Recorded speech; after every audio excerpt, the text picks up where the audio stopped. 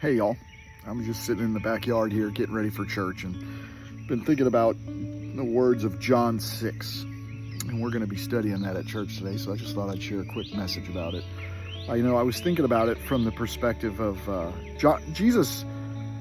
The Bible tells us Jesus came in grace and truth, meaning he comes with the ultimate love and forgiveness. But that ultimate love and forgiveness comes with a strong truth. Meaning that we need Jesus, we need God, we need to be forgiven.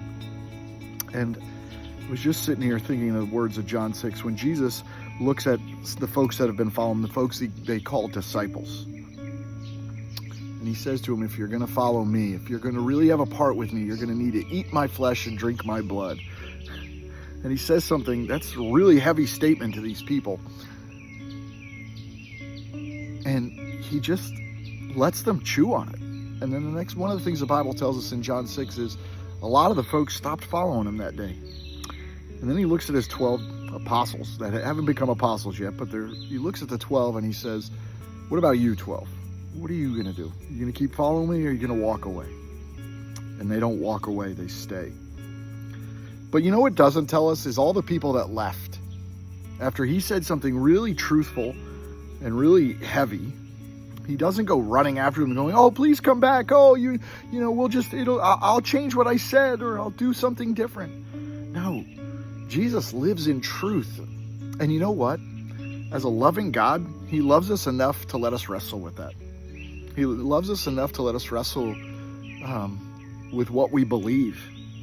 It doesn't change the truth. It doesn't change his love. It doesn't change anything about him.